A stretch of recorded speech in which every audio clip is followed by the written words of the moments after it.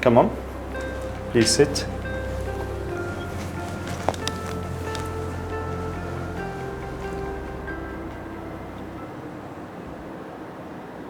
Hello everyone, I'm Giuseppe Dell'Erba. I'm a managing director of Fondazione Cottino, an Italian private family foundation, and also board member of Cottino Social Impact Campus. Giuseppe, Turin is increasingly recognized as one of Europe's leading cities for social innovations. And looking back, what was the turning point when the city realized it has to invest more in social innovations? Well, I have to say, I think it was a mix of elements happening sort of at the same time. That was about 10 to 12 years ago, approximately. And the turning point was really, let me recap the three to four elements that come up to my mind. The first one was really being open to dialogue. So as a municipality overall, an entity overall, the town was very open to capture some signals up in the air happening a couple of years before, some investment, some experiment happening at ground level in downtown, in the municipality's area. So first element, really be open to what is happening out there. The second element was sort of be aware, so there was a sort of awareness that working just with financial support alone was not enough.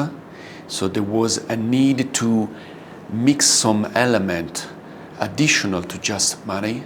The approach, the classic approach on a standalone basis, the classic approach, top-down approach were not enough. Third, I think the third element was really capitalizing on the assets the town had at that time. And when I say asset, I mean both physical, tangible, but most of all, intangible assets. Like also narrative, storytelling, a DNA, set of values embedded in the town. And last but not least, was really being lucky to meet up with some people, some key persons, some key expert that were really pivotal to that transformation. One of the most impressive aspects of the Turin model is the way that it brings together municipalities, universities, businesses, foundations, investors, and even civil society. How did you build trust between so many and so different entities? Well, trust is a key element as of today. It's a relational good, as a key aspect that we all need to have in our ecosystem when we want to develop, we want to generate value, both economic, social, and environmental value. Now, also this comes up from my experience in the philanthropy sector, where there's a movement that is called trust-based philanthropy going on since more than a couple of years, which is fundamental to redesign the way we operate. I would go with the soft and life skills, so be authentic, be open, really look for the opportunities, look for the value, collect and gather key people and promote and imagine new ideas. So I would go really to be fair, authentic, open, and empower the energies, the lives, the skills that we have and we can gather. And what was the role of the local municipality in this process? Well, the role is a key role. It's the only institutional player that can really promote, can be a multiplier, can be an empower, can leverage all of this. So the key role, and also if I have to say a piece of advice to all municipalities all over Europe, we need to redesign a model in Europe, we know for that, and if we can have a leverage both an economic and a social, plus of course the environmental one leverage, that would be beneficial for everybody, every European citizen, I would really go with that.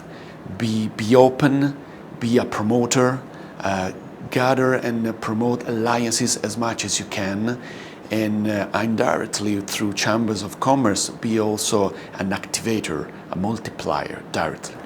Were the local authorities the initiator at the beginning, or did they join when they saw the process moving on?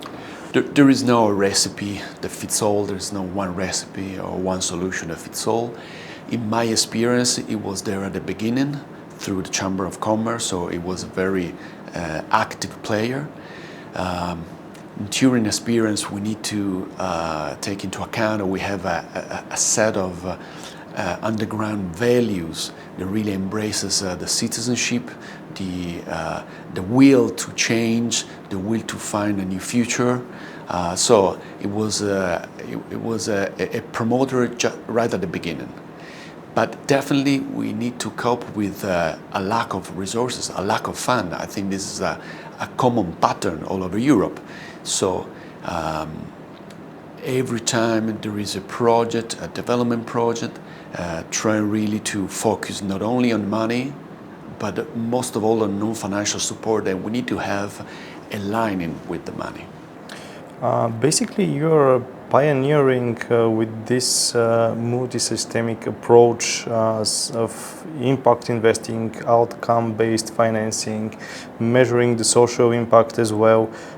From your experience, is this model, and what are the benefits of this model compared to the traditional grant funding type that communities have all over Europe? Well, there are at least three beneficial elements. The key one, first of all, you leverage risk, then you multiply true development opportunities in the long term.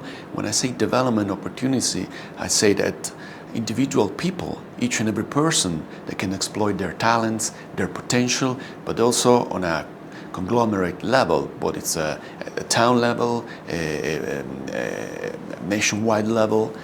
And the third element is the focusing on the end result for the beneficial. It's not really focusing on output, it was in the past. Simply funds give to people, funds gave, money spent. Now it's what is the achievement we look for, what is the goal we achieved. It's a percentage improvement in the conditions of people, health conditions, economic condition, education level. So those are the three main elements that we need to focus. As you mentioned before, basically all across Europe, mayors are struggling with budgets. But in the same time, they're all facing different type of problems. What would your one advice that you could give them when they start the path that you have started? Consider themselves as part of an alliance, try and gather as much actors on the ground as they can, and don't go for a top-down approach, but go for a peer-to-peer learning curve and try and exploit and develop each and every value added and potential that each and every actor can display. I was going through your presentation yesterday and something dropped my mind. And if you don't mind, I want you to tell me more about it. Could you please tell me more about the Competence Center for Impact Evaluation and Measurement, but in more detail, how does it work? Yeah, definitely. This is, I would say, a common good for impact that we deployed at a local level. Started, I think, back in 2019 through Torino Social Impact. It was a great alliance born in 2017 at local level. We took the strategic direction in 2022. And you need to consider this common good as a sort of a meta level. The need was to deploy a wider and widespread culture how to implement impact, how to implement pragmatic, concrete recipes, trying and embed impact solution into day-to-day activities. So the Competence Center is really gather communities, experts that come together, share their expertise, their skills, their models, and they try and train all of the what we call spokes on the field, so association that can themselves deploy the wider culture of impact through their endpoint, whether are companies, whether are experts on the field, cooperatives, social enterprise, they have an impact agenda that need to deliver upon. So it's basically a center that nurture, develop, and widespread competences on social impact across the municipalities.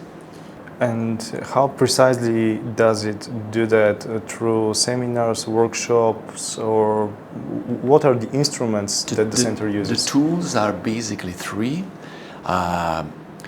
Regular communities of expert, meeting of minds, so seminars with the expert, at least 3 per year. There are some dissemination events that we also present and be there and be present, providing our inputs, providing our content, our perspective. And then there are the third element, what we call fundamental projects, so key fundamental project, very difficult, very complex. No one, I would say no pure market players can embrace on a standalone basis, but we can, being a sort of a common good for impact.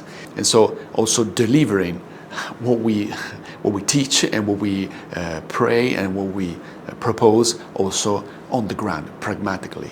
This is one element also taken into consideration my presentation that will present, which is the urban regeneration model that we develop through the competence center, and we hope we can help municipalities go on a new path of regeneration, mainly when you have buildings abandoned in the city and you have financial values in your historical book, statutory books, that prevent attraction from players on the market because the cost is too high. Well, then we come into place and we take those costs, we discount it for the impact that we could generate in the future. So we lower down the financial money needed on a promise, which is a selected promise of a social impact that we can generate through an impact project. Have you managed to measure the results of the center? We are in a piloting phase at municipalities, so there are 2 projects already deployed at town level, which are very good, very promising.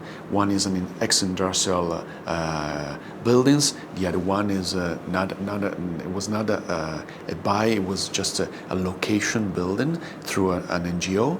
They are progressing very well, and there has been an approval from the National Association of Chartered Accountants at Italian level to deploy this model also to other municipalities. So I would say perspective are very good, very encouraging. So thank you very much.